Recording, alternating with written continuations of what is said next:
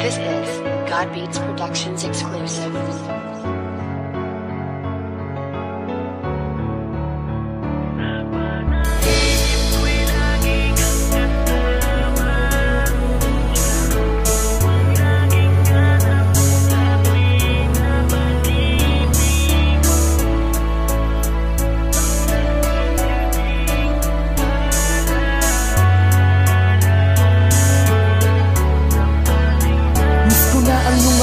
Habang nakahawak ako sa iyong bewang, kumukuha ng litrato kahit para tayong ewan. Natatandaan ko pa ang iyong sinabi na habang tayo'y buhay, samantalagin natin kumuha ng maraming litrato. Kuha ng bawat sandaling tayo ay masaya. Sa mga sandaling ito, mahal, nasan ka na? Kaya sana nandito ka lamang sa aking paligid, habang hinihiling sa may kapal na makita kita. Balang araw tayo'y magtatagpo at eto ang asahan mo. Walang magbabago, ganun pa rin, tanging pangalan mo ang nandito sa pusong labis ang pangungulila. Sapagkat nag-iisa ka, di na ako makakakita ng katulad mo. Wala nang papalit sa'yo, ilang wala ang nagdaan, pero ito umiiyak pa rin ako. Ang makasama kang muli, yan ang laging dalangin ko. Sana kahit sa panaginip ako ay dalawin mo. Panaginip ko'y lagi kang kasama.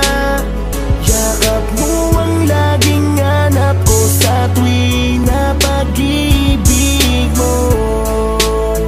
Ang nagsisilbing alala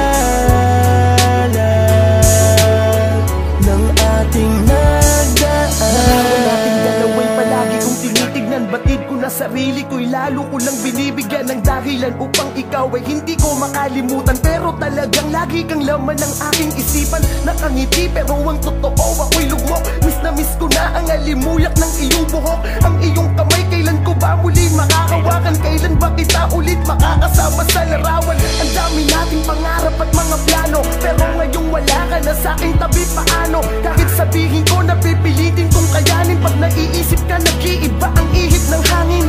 Kahit magpatigas sa at magpakatatag, di ko mapigil ang mga luway ko sang nalalaglag sa aking mga mata. Dahil ikaw ay miss na miss ko na sa espesyal na araw na to. Sana nagdirito panaginip ko'y lagi kang kasama. Yakap mo ang laging hanap ko sa tuwing na pag-ibig mo. Ang nagsisilbing alala